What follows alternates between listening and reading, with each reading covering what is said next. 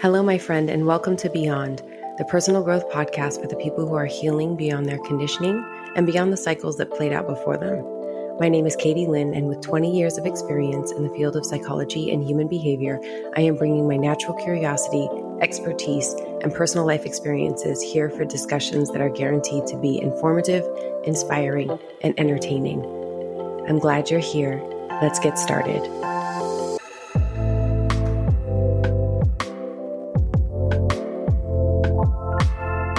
Today on the podcast, we have Kelly. Kelly, thank you so much for being on Beyond. What would you like to create? I would like to create an even better mentality around how I view money. I'm really interested in completely relieving myself of the scarcity mentality around monetary gain, flow, inflow, outflow. And so I would love a little bit more insight on that from you. Oh, this is such a great topic. Okay. How does this show up for you currently, this scarcity? It's just a deep rooted thing that I've been dealing with for a long time. And so it's really about reprogramming at this point. But I just left my full-time job in April and took a leap and started my own business. And so now we have money in our savings account. My husband is a freelancer. He's still working, but I have been the breadwinner for a really long time in our relationship. And so it felt like there's a lot of responsibility on me to be able to provide.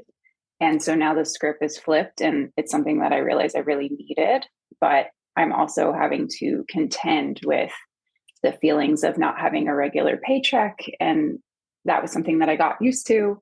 So I hope that answers the question. I'm like, I could go off on a tangent over here, but I hope that makes sense. Yeah. Yes, it does. I mean, the changing of roles is still an adjustment, even if it's something that we know that we need, and even if it's something that's really important for us. So much grace to yourself and your body as it adjusts to this new dynamic between you and your career, but also you and your husband. So my first question, because I'm sure I'll have a lot of questions, is, did you have an awareness of scarcity when you had a job? Yes. It's almost like it's gotten better since I left the job in some ways, but part of that is because of the amount of personal work that I did in the last year to reprogram the thinking behind the scarcity mentality. Yeah. So how did that scarcity look when you were in the job? It looked like I felt like I was always falling behind, and living in a place like Los Angeles, where it's very expensive and there's financial abundance all around us. I'm constantly comparing and feeling like what I have isn't enough. And I guess, I don't know, I started noticing patterns within the way that I was moving through things. I was like, every single time that I get worried, it ends up being okay. And so maybe I need to investigate that a little bit more and try to not live in this scarcity mentality in the way that I have been. I need to rid this from my life. But I think it was always just like, maybe it's more of a lack thing than it's the two evil things of scarcity and lack kind of working together. Yeah. And making it feel like I'm constantly seeking more. How is it benefiting you? Like a scarcity and lack? Why would it be staying for so long? Ooh, some kind of a deep-rooted protection thing, I guess, to keep me safe. Yeah. It's like, now that I have more clarity on some of my traumas and my triggers, like from nothing, I know that it's protecting me from nothing. Like it's literally just some kind of programming from child. I mean, I see the patterns in me, also in my mom. And it's been kind of like a passed down thing. You just identify it as a child, and you see that this is how our relationship with money is. And I just continued the cycle. And so, So how did it serve mom? It really didn't. It was the same thing. I remember we would go shopping or something. She'd be like, let's go shopping. She would feel like excited to go and get that endorphin release. And then I could tell after the fact that there was this feeling of regret, like when she would get the credit card bill or something. And when I think about her life, she grew up in some means. My grandfather was a doctor and he invested well. And I really don't know where that mentality came from. I really don't Yeah. understand it. I mean, it happens with people who are really wealthy as well. Sure. Yeah. It's interesting because Yeah. as you described LA, so I'm in the LA area. And it Okay. was interesting to hear Hi. your hi. It was interesting to hear your description of LA Mm, because the description was, we live in LA where it's very expensive to live. And that's accurate. The cost of living is higher than your average. And yes. there's wealth everywhere, which Mm, is also true. And there's a big other half of that story that is just as true, which is LA walks the line of contrast. Like mm, you will drive one block and you will see all of the luxury vehicles, you will see all of the luxury stores, and you will hit the next block and you've got tents yeah. where there is complete and total lack, complete and Yes. total scarcity. So it's interesting the way that your brain is telling this story to you that like it's got like the brain is like this flashlight that's highlighting, right? It's like spotlighting that there's all this wealth and there's all this, and I'm not a part of that and I'm left out. And it's like, let's first step, let's tell the whole story. Mm, The whole story of LA is that it's really both at the same time. It is inspiring and heartbreaking all at once when you drive through, especially like city center, right? And certain parts of Los Angeles. It's like you don't know if you're in one of the wealthiest places or you're in one of the poorest places, really. And both are true. So just highlighting that so that you can kind of have greater awareness around how you're telling yourself stories yes. and what feelings those stories that you tell yourself are creating for you in a moment, just as a highlight.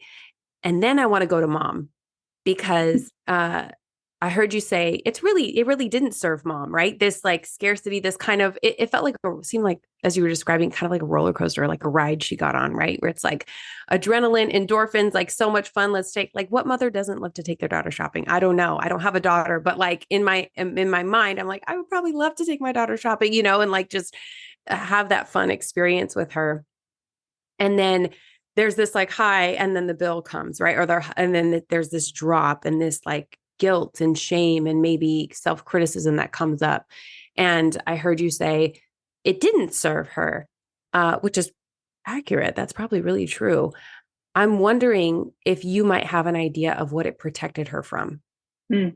I want to talk about the contrast in LA for a second, because Yeah, that sure. it's like I'm choosing to see the abundance and feeling like I am not that, versus looking at the tents and saying, I'm really grateful for the Yes. amount that I do have.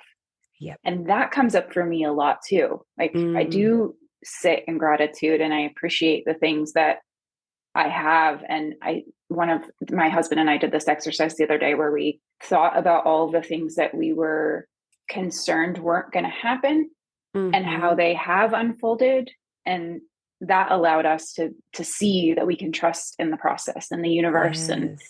it's like, cool. So what other fun things are going to come our way in this time? Like Yes. when you're living in the moment, like we want to live in the moment, right? Mm-hmm. We want to be we want to be present, but it's like when you're staying in that moment, you're not seeing the forest for the trees. And you realize Yes. that like I'm in the middle of the process right now. Mm-hmm. Yeah. So thank you. That's really helpful. I'm like, I need to start putting the flashlight on the tents instead of on the on the big Yeah. houses, and Yeah. not thinking about how I don't have things, because I do. I have Yeah. a great life. Yeah. Um, And there's a theme num- in the thinking. We'll get to your mom. I love that you said yeah. this. I just want to highlight this while we're here. There's a theme in the thinking, and you'll hear it when you listen back to this of the not. Mm, I'm yep. not that. I don't want to be that. I don't want to experience that. It's like the not, not, not. And again, we go back to like, what's the whole story? The Mm-hmm. whole story is it's important to know what we don't want to be. Like I believe in creating two characters. There's the character of the woman that I'm working towards, right? I'm working on becoming her in every moment and being her in every moment. She's inspiring. She's amazing. She's, service oriented. She's mission driven. She's just like this beautiful breath of fresh air on the planet, and she loves being her and she loves living. That's her, right? I'm going towards her and I'm bringing her forward to the best of my ability every single day. And then there's a very clear picture of the woman I don't want to be. Mm-hmm. She's anxious, she's fearful, she's, overthinking everything, she's in overindulging in everything. She doesn't take care of her health, she doesn't take care of anything. She kind of doesn't get out of bed. She's like depression and anxiety and trauma response embodied. And it's important for me to know the archetypes of both because I can catch the habits that I might be doing that's in alignment with who I don't want to be and get rid of those real quick, right? Shift those really fast. That helps to bring clarity. And then it also helps me to live into who I say I want to be in every moment. So I'm hearing that you have a very clear archetype of like who I'm not, right? Who I Mm. don't want to be, I don't want to be the woman that lacks. I don't want to be the woman that's living in scarcity. I don't want to be the woman that's always worrying about when is the next shoe going to drop or what's coming, even though I have plenty of evidence that I'm can navigate anything, right? Like I've been successful 100% of the time, in the big scheme of things. So just noticing those two, being like, okay, let's look at both. Okay. Yeah. So tell me about mom. What was mom protecting herself from? Probably a worst case scenario that she created in her head. My mom and dad got divorced when I was 2.5. I was born in Florida. We lived there for 6 months, and then we moved out to the Seattle area where my dad's brother and some family are. And then at 2.5, we moved back to Virginia, where I'm from. So my mom and then my dad ended up following at a certain point so he could be close to me. But I feel like my mom felt like she always had to do it all on her own.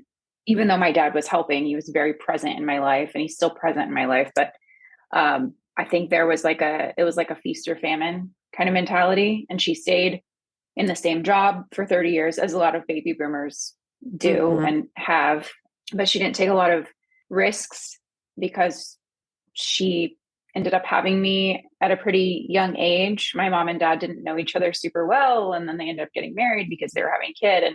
And so I think she's always kind of been in like a guarding herself Mm-hmm. and making sure that everything's going to be okay kind of headspace. It was interesting because I remember my mom's mom was like a super spender, and Mm. she would like swipe her credit card for all this stuff. She started going into debt when she was older, and my mom and her sisters were all like, "Oh my God, what are we gonna do when mom dies? Like, how are we gonna handle all of this?" And they got so concerned that they were gonna have to deal with this thing that never ended up happening. My grandmother passed away kind of like out of nowhere at 79, Mm-hmm. and none of the things they were worried about happened. And I think that really switched something for my mom in a lot of ways, where she realized, oh my God, like I spent all this time, this energy worrying about the Yeah. things that were going to happen that never came to fruition. Mm-hmm. And I've noticed a big change in her since then, but there's always been like a cautiousness Yes. throughout her whole life. Yeah. Okay. So if you had to sort of write down based on mom's behavior, based on your behavior, what are some of the beliefs that show up? Oh, some of the deep rooted beliefs for me around money have been more money, more problems. There's always been like a negative, there's like a weird dichotomy that's going on with Mm-hmm. money. It's like we really want it, but we don't want to be the type of people who Yes. have it, whatever that Great means. catch. Great catch. Great. Yeah. Fantastic. So this is what I We, call competing intentions. okay. There's an internal conflict, a conflict of interest, Yep. which is really like a breeding ground for shame and guilt. Mm, yes. I want that, but I don't want to be like that. Yep. And here's the beautiful thing. Money is neutral, right? Like one of the things that my husband says that I absolutely love is he's like, money's never stood up and punched you in the face. So like it's always this neutral thing that was leveraged in certain ways by humans. Like money doesn't move itself. Like somebody has to come in, even with tech, somebody has to come in and move that money, you know? So it's a neutral thing. And the importance of understanding this neutrality is to get really clear about what we're projecting onto money Mm. and the stories that we're writing and giving, handing off to money. You could replace the word money with food. You could replace the word money with cars. You could replace, right? Because all of this stuff that's external is very neutral. It's almost always neutral. And so Mm. money is just the area in which the universe or God or whatever word you put on the door is showing you like, hey, look at this is what you think about you. This is where you, and so the belief that I'm hearing for your, that you and your mom share, that's so subtle. It is so like subconscious. Do you have a guess of what it might be?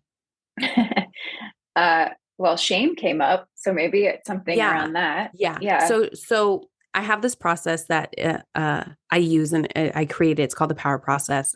And you have a situation, right? And then you have your internal dialogue, and then your internal dialogue creates your feeling. So the feeling Mm. would fall in shame, right? But the internal dialogue is really what's informing that feeling.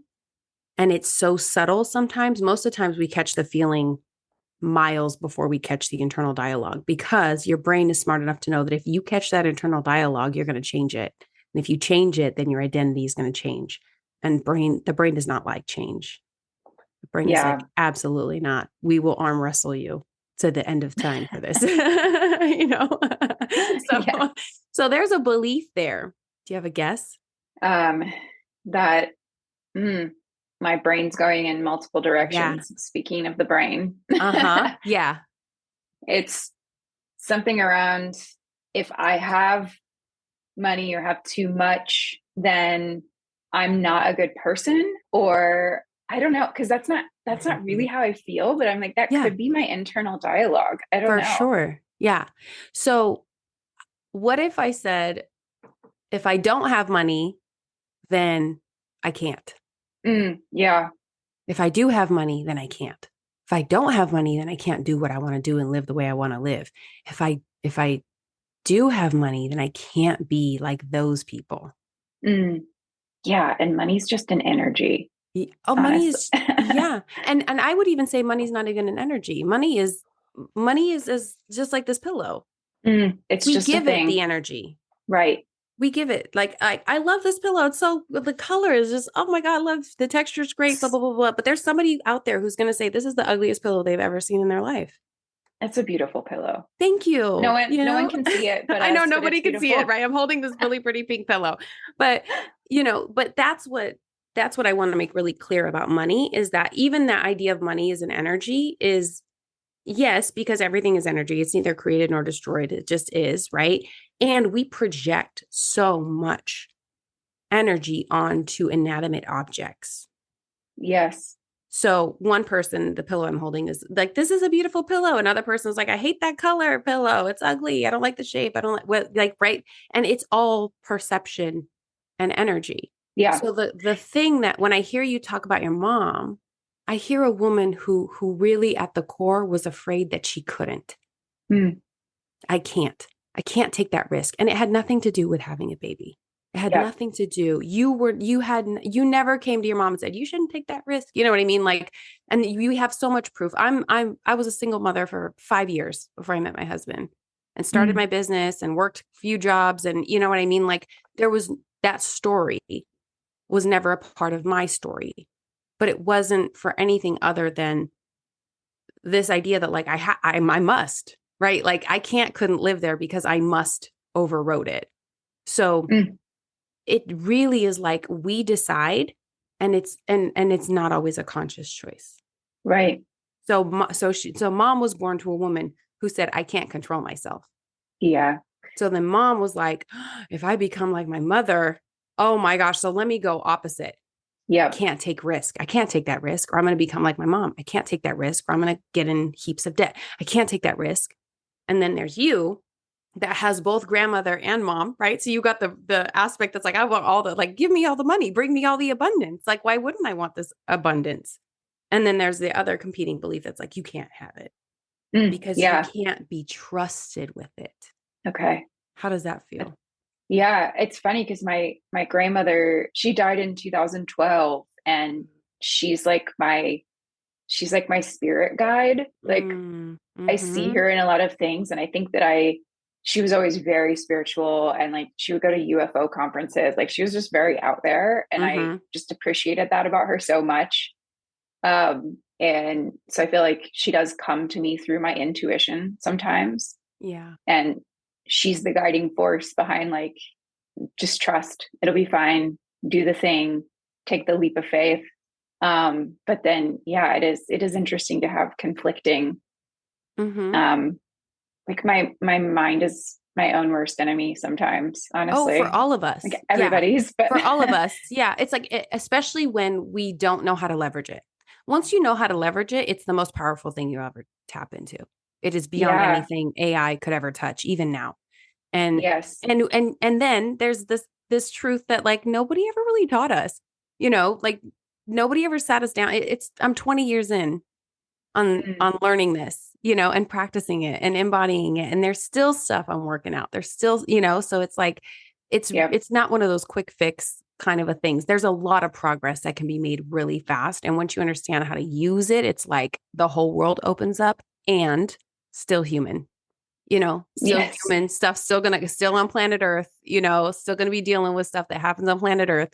So what I hear that's so fantastic in your share and your reflection about your grandmother is that there is this force that's always running that is actually reminding you that you can. mm. And so what if worst case scenario happens? What if it does? What would you do? It would be really crappy, but I would figure out how to make it through. I mean, I guess I've rock bottomed plenty of times, but it makes me more resilient. So it's Heck like, yeah. figure it out. That's the belief. I That's think the that, truth. yeah, I think that I'm just having a kind of an aha moment. It's like the fear around rock bottoming is so much worse than actually rock bottoming. Yeah.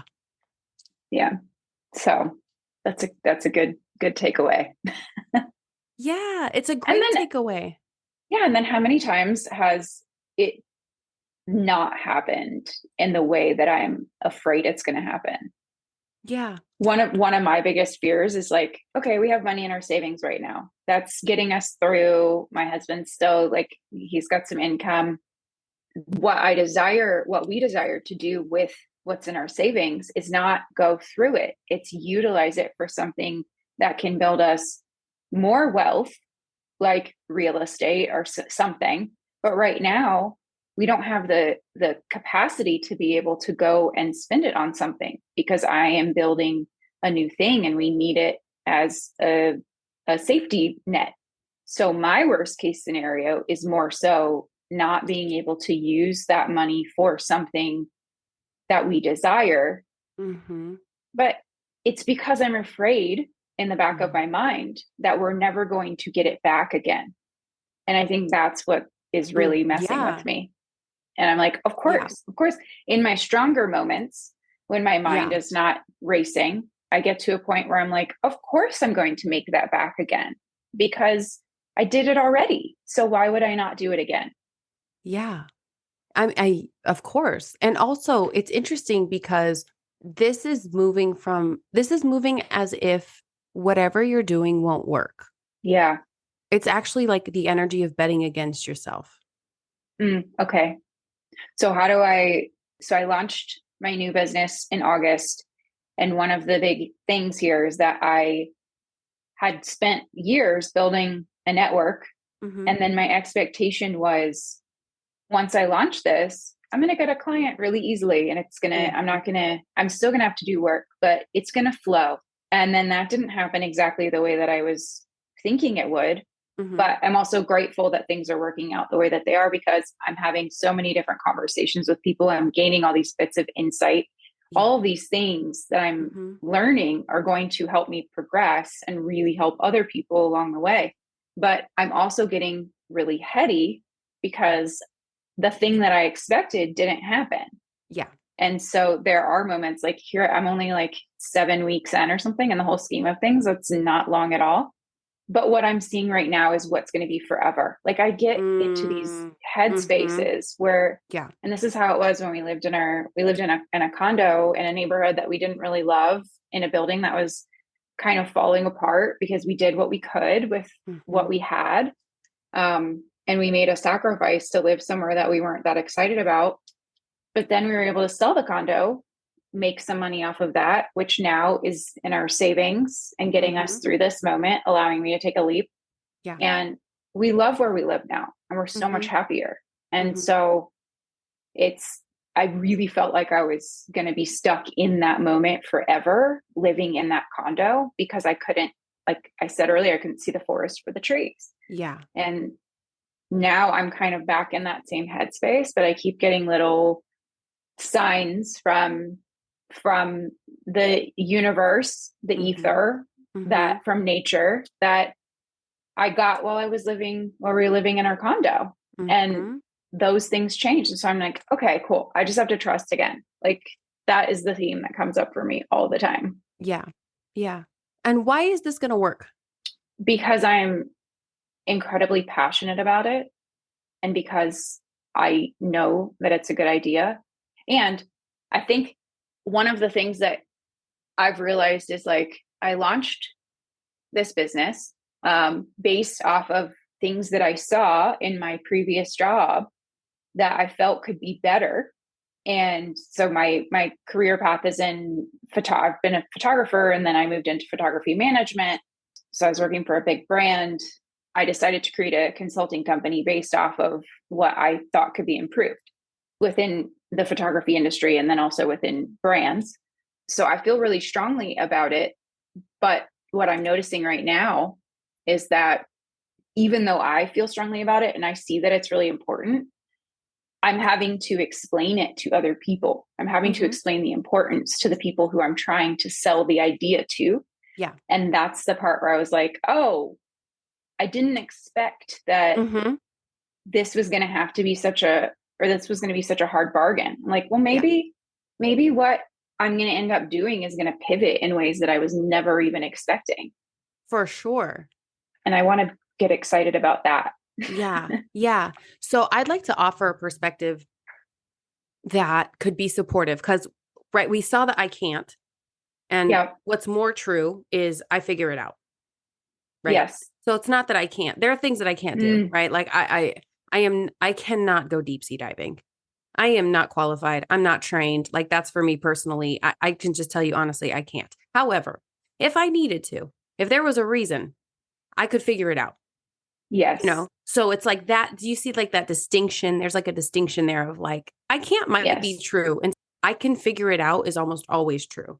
So, and you have so much Mm, proof of that. So yes. the beliefs that are like the ideas and the thoughts and the beliefs that are true and we have evidence are powerful. Those get dropped in and integrated really fast. The other idea is that you live, just for consideration, based on your history, you live in a universe that is always working to pleasantly surprise you. Mm, yeah. So, like, I call this for me, for myself, I call it the brat. And the brat is like, I want it my way. I want it my way. I want it on my timeline. I want it in my color scheme. I want it in my, like the brat is like me. And I have gotten to work with her so much because the brat is she can only see like 1/8 of what God is trying to give to her. Mm, yep. So she's actually choosing in every moment. Her ideas are so small, even when they feel big to me, they're so small compared to what the universe is actually conspiring for on my behalf. So, Yeah. so it's like the universe gives me this tiny little picture, right? Like those little, like when you go to the mall and you take pictures and, the pictures are like 1 by 1 inch. And it like I get this little tiny 1 by 1 inch picture of what it's going to be like. And then the universe is always giving me an 8 by 10. Yeah. It's like always giving me this. And I'm like, whoa, I could never have planned this. On my best day, I could never have dreamed this up. Yeah. And that's what I hear in this, is that like the self that you have that still has its legs in like fear and like a little bit of like, what if it does, like as we build up your worthiness, because that's what I hear is like, am I worthy? Could I really? Is that possible? Right? Like, it's like, yes, absolutely. And part of the reason you've got to educate these people is because you're an innovator. Mm. And if they saw this problem, they would have solved for it already, but they can't see it. So part of the innovator is like, oh, I'm going to look like the weirdo for a while, until they catch on and see how beneficial these ripple effects are. I don't know why this example came up, but we see this in alcohol energy with like the adaptogenic drinks, right? Where they're like making these like tonics that are non-alcoholic that still Yeah. give you this beautiful, they don't have all these side effects. They're like a great alternative. And initially they didn't take right away because it's like, you got to educate people. You got to help humans, because we have a hard time helping ourselves. Sometimes we can be so Yeah. stubborn, right? We can be so set in our ways, so stubborn. And it's like, no, actually there is a world where you can have that little buzz that you love from the alcoholic drink and not be hungover, and not like, this is available. And so like, there's a lot of people that have gotten on board, and there's still some people that are like side eyeing it. But that's the role of the innovator. The innovator goes, hey, y'all, we got a problem here and I got a solution, and it's going to make all of our lives better. And now you got to educate them. It's so funny you brought both of those things up, because I'm like, I've been eyeing those brands so hard, like Mm, Deswa and Gia, like all those. Yes. yes. And I'm in the photo world. And so I'm like, they are doing some beautiful stuff, but also I wonder what's going on behind the scenes with the way that they Mm-hmm. communicate and how they connect with their freelance photographers and all of that. So if anybody out Mm-hmm. there is listening, no. um, Yeah. but yeah, that's funny. Like just right now in some of the things that you said, I'm like, okay, there's a little like ping, there you go. Mm-hmm. This is aligning. We're Yep. connecting on things that I've been thinking about without you even realizing it. So Yeah. Amazing. yeah, Amazing. Yeah. How do you feel now? I feel really good. It's a roller coaster internally for all of Mm-hmm. us at times. And like, I feel very, very confident in a lot of ways. And like, if I look at a year ago versus now, I Mm-hmm. am a very different version of myself, or even like Yeah. a year and a half ago versus now. And I know that we're all a work in progress. I'm like, I need to acknowledge how much growth I've made Oh and yeah. not be so focused on that little 1 by 1. And the Mm-hmm. brat, oh my God, the brat. I'm like, I have that so bad. Mm. It's a thing. And Yeah. it's so funny because I'll be like, my husband will be like, babe, I'll be like, I'm being a brat, huh? And he'll be like, and I'm like, you're right. You're right. You're right. Let me tone it down. Yeah. Let me back up. And the brat is just my fear. Yep. It's fear, because it's that aspect of me that still maybe in some way, shape, or form doesn't feel worthy of the bigness. Yeah. Yeah. I think um, one last little thing that I've Yeah. noticed with me is like, I do feel pulled to something much bigger, and I do feel worthy of something much bigger. But I think sometimes it's about getting out of my own way, Mm-hmm. because I realize that I'm trying to control the way that the big thing happens instead of just being pleasantly surprised. And I'm constantly thinking of like the steps in which I need to take to get to whatever the next thing is.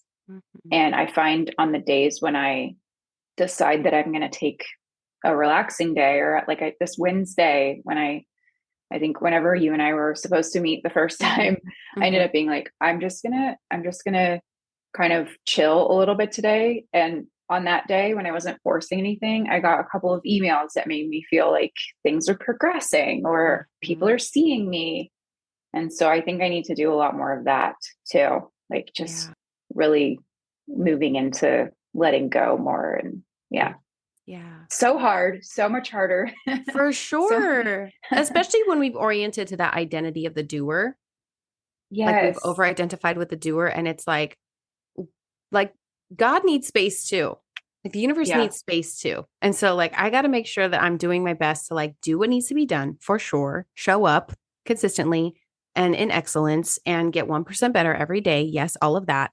And then give it some space. You know, it's like that Yep. metaphor of like you put cookies in the oven and then you're checking on them every 30 seconds. And it's like, girl, just set a timer and come back. You know, Hmm. like you've done what you need to do. The mix is right. Everything's proper. Put them in the oven, set a timer, let yourself chill, go find something else to focus on, and then come back when the timer goes off and reevaluate. You know, Yes, that's the piece. absolutely. Yeah. Yeah. Yeah. Awesome. Anything else? I think that's good. I'm going to just let the cookies bake. Yeah. Heck yeah. Now I'm having like that cookie smell come in. The memories are so strong. Thank you so Yes. much, Kelly. Thank you. As we complete this episode, I would love to know your insights, takeaways, and feedback. You can message me on Instagram at Katie Lynn Rojano or send them via email to katie@katielynnrojano.com. Any products or digital downloads I mentioned can be found via the link in my Instagram bio. If you enjoyed this episode, I encourage you to share it with at least one friend and leave a 5-star review so we can get these impactful dialogues into the lives of even more people. I would also like to thank my guest for their vulnerability and generosity in allowing us to learn from them and grow alongside them. Until next time, friends, let's go beyond.